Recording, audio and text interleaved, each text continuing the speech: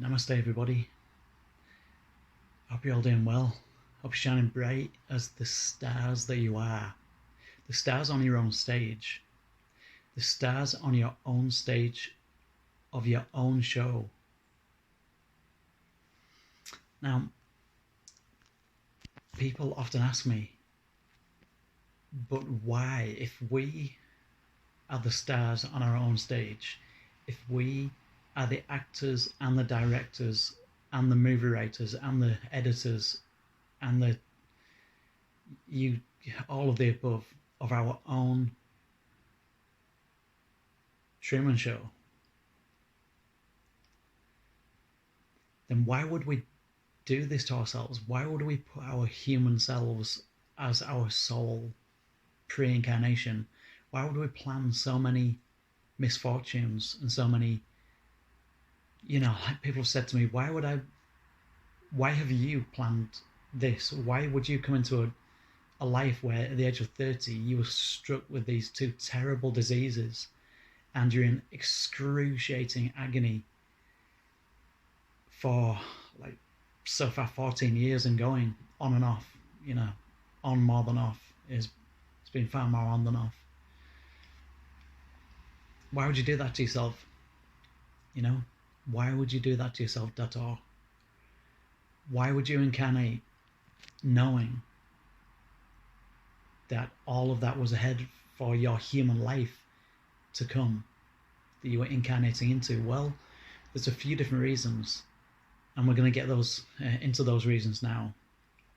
Okay, so personally, in my life, I've been shown I had to go to my higher self, and I had to go to other channelers to double check that the information that I channeled was correct, which it was, but it had to be. My human self was doubting, my human ego was doubting my own channeling ability. I was channeling my higher self, and my higher self showed me that partly it's karmic.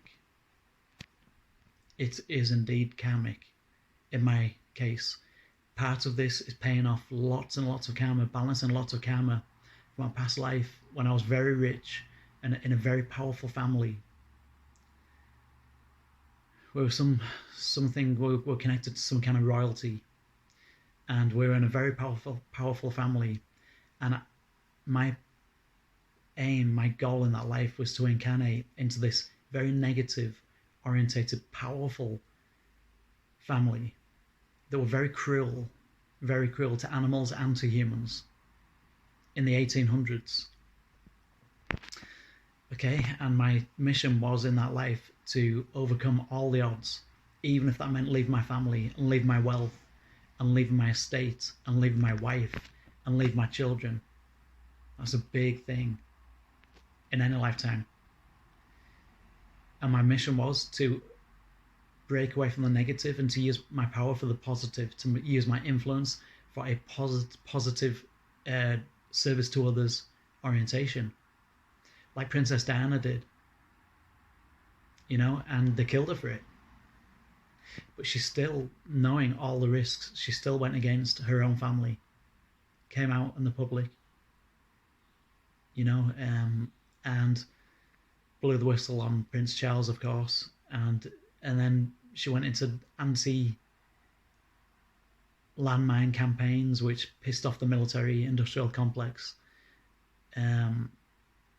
She pissed off a lot of people, and she didn't care. She stuck her life on the line, and risked everything to help people. Well, in that lifetime, I failed. I failed my mission. So in this lifetime, I'm paying off a lot of karma.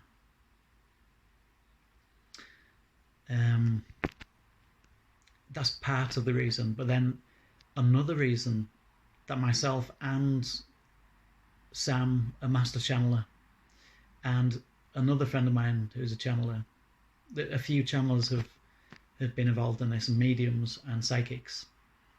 We've all come up with the same thing.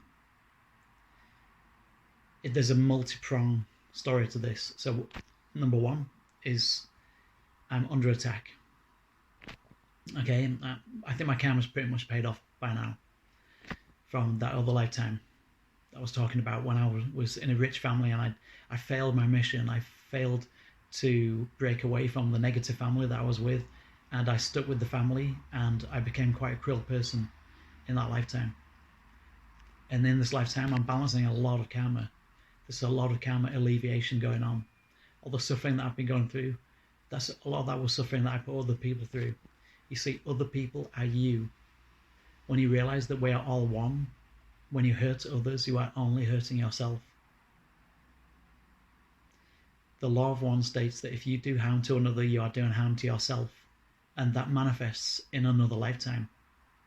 This is the lifetime where that is manifesting. Now, I'm also under attack. So the negative forces have popped up on their radar time and time again, doing this light work. And this light work doesn't come without its risks, you know. I'm under quite a lot of energetic bombardment, quite a lot of negative energy attack right now. So that's another part of it. And my friend Jane, who's an incredible channeler, very powerful, very, very high density wanderer from a much higher dimension. She's a light worker as well, and she has taught me now how to put a protection. So before I channel now, I put a protection. Because when I have opened up the channel to my higher self, I'm also opening up the channel to the astral beings who are of the negative 4th density and the negative 5th density. And they've been running amok, you know. So that's something that I'm working on, protection and clearing my space. I wasn't doing that before. I didn't know how to do that. I hadn't got that far yet. But the universe has literally put me and Jane together for this reason, so that Jane can help me to clear all of this and to protect myself and to clear my space. So I'm learning how to do that. I'm going to teach you all what I'm learning. Yeah, this is very useful to know and very practical to know. Another reason was I wanted to see how much I could possibly withstand without, not without breaking, that's the wrong word, because this has broken me many, many times. How much I could tolerate and whether I could manifest my way out of this. Okay? A big part of this was a challenge to see if once I'd paid my karmic debt off. Oh, this has gone really dark. Hope you can still see me okay. So once I'd paid all of my karma off, it was to challenge. The challenge was to see if I could manifest my way out of this. And of course, I haven't managed that as yet, but I'm aiming to do this using all of the techniques that we're learning and that I'm now teaching you. I hope you can still see me okay, because my screen's gone really dark. My monitor's gone really dark. Anyway, hopefully you can still hear me okay. Now, so why do we do this? But then I've had people saying to me, well, why would that innocent girl incarnate into a family that satanically abuses her with ritual satanic abuse? Okay, there's almost always more than meets the eye to things like this. She could have also set herself a challenge, the soul in question, and that could have been, can I overcome in the face of absolute extreme adversity and not make it turn me out to be a bitter, resentful, negative person who abuses others in turn? Can I break from the abuse that I was given? People say, but why would we do this to ourselves? It doesn't make any sense. No, it doesn't. It doesn't make any sense to your human self. When you're in 3rd density, 3D form, it makes no sense to your ego. Your human ego can't handle it. So it shuts down. And it spits its dummy out and it says that none of this makes sense, so I don't believe this is true. You know, and if there is a God, then God is very, very cruel and mean and evil, you know. I've heard so many people say this, and I've thought this in the past before I understood more about this and before I had my near-death experiences.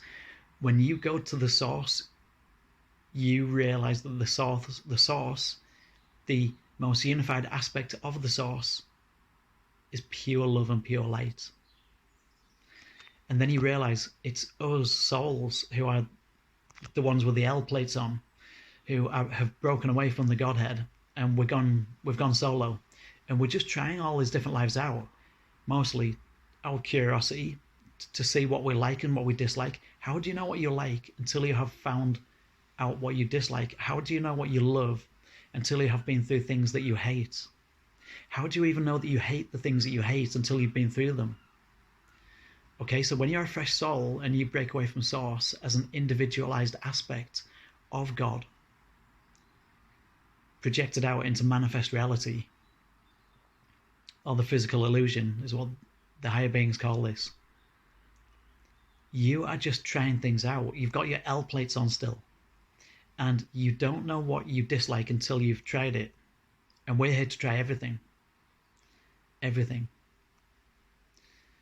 And I can promise you something else. You've had lives where you've been the one who've been abusing people and misusing people and torturing people. You've done that, whether it's been in the military or whether it's been, whatever that is, intelligence services, whatever, or whether you've just been really incarnated into a very negative life. We've all incarnated into negative lifetimes. It was part of the selection process. It's part of what we set ourselves. It was part of our challenge. We've all had negative lives. We've all been the murderer and the one who's been murdered. We've all been the thief and we've all been the saints. We've all been the kings and we've all been the beggars. And now is the time of choice. We're choosing, making a stern, steadfast commitment to choose. Do we choose service to others on the positive polarity of the service to the law of one, or do we choose service to self in the negative polarity? You've basically got to pick we're in the density of choice. The third density is about choosing and about choice, making the choice, which is in the book called Living the Law of One, 101, The Choice, by Carl L. Ruckert, that I'm reading at the moment.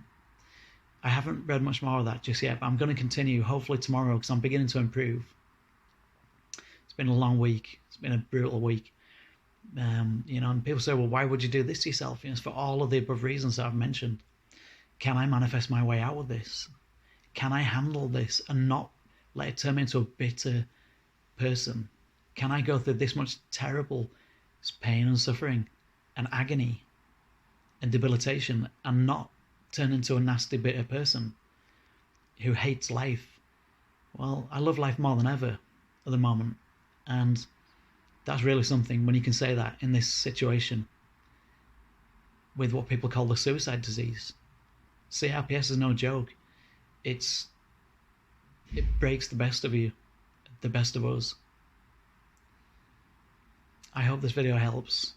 That's why we reincarnate, and that's why we choose certain pathways, and that's why we incarnate into very difficult lives.